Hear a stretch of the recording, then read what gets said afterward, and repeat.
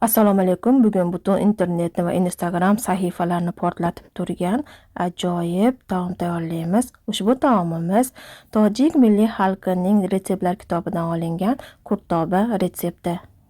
Ko'chaga chiqamiz va qurtoblarni sotib olamiz. Qurtoblarimiz salgina yumshoqroq bo'lsa yana ham yaxshi, juda ham qattiq bo'lgan qurtoblarni sotib olmaysiz.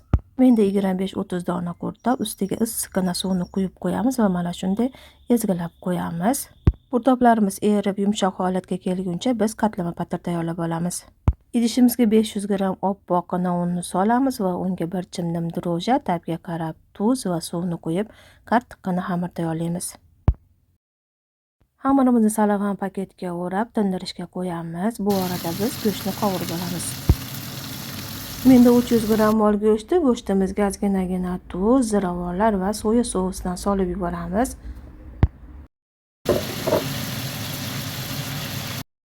Go'shtimizni qip-qizil holatga kelguncha qovuramiz va unga 1 piyola suvni quyib, dimlab, olovni pastlatib qo'yamiz. Tingan xamirimizni katta qilib o'g'loq yordamida yoyib olamiz. Video roligim uzoq cho'zilib ketmasligi uchun xamir yoyish jarayonini uzoq ko'rsatmadim. Yoyilgan xamirimizga margarin yoki saryog'ini surtib, mana shunday lenta shaklida kesib, bir-bir ustunlikda o'rab chiqamiz.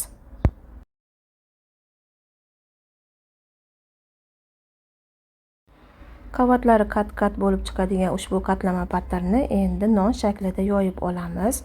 Qalin qilmasdan yuqoriroq qilib yoyamiz. Qurtoba taomi uchun faqat qatlama nondan foydalaniladi. Oddiy yog'li nonga tayyorlasa ham bo'ladi deganlar xato qiladi. Qatlama patirimizni mana yupqa qilib yoyib olamiz va chekich bilan chekib chiqamiz. Shirinligi mana shu ko'rinishda bo'ladi. Qatlama nonimizni duxovka listimizga joylab olamiz va mana shunday kefir yoki suv surtib qo'yamiz. Qatlama patirimizni past va tepa qismi yoqilgan duxovka pechimizda pishirib olamiz 25 minut davomida. Salat uchun oddiygina bodring kerak bo'ladi va parrak-parrak qilib to'g'ralgan pomidori va bir dona piyozni ham to'g'rab yuvib olamiz. Jaydari tilda aytganimizda o'zimizni oddiygina shakarop tayyorlab olamiz. Bu vaqt oralig'ida qurtoblarimiz mana shunday yumshoq holatga kelib qoladi. Qurtoblar quyuq holatda bo'lsa, yana ozginagina suv quyib yuborasiz. Endi esa ushbu retseptimizni kattaroq idishga yig'ib olamiz.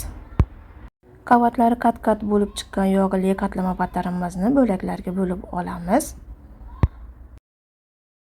Juda ham mayda qilib yubormaymiz. Ushbu retseptni armon bo'lib qolmasin deganlar bo'lsa, albatta tayyorlab ko'ring va mazasiga o'zingiz baho berasiz. Maydalangan qatlama nonlarimizni ustidan endi ayronimizni solamiz. Ketidan esa salatimizni solamiz. Salatimga tuz solmagan edim, chunki qurtob juda ham sho'r va go'shtim ham tuzlangan. Salatning ustidan bir chimdim tuz sepib qo'ydim. Yumshoqqina bo'lib pishgan sho'rtakkina go'shtimizni solamiz va ustidan yarim piyoladan oshiqroq qizib turgan yog'ni quyib yuboramiz. Taomni bezatishlik o'zingizning ixtiyoringizda. Men kashnich ko'katidan foydalandim.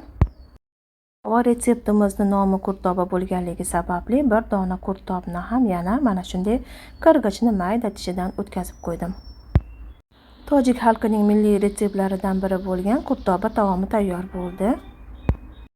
To'g'risini aytsam, o'zim ham birinchi marotaba tayyorlayapman va birinchi marotaba iste'mol qildim. Mazasiga umuman gap so'z yo'q, ayniqsa oila a'zolarimga juda ham yoqib tushdi.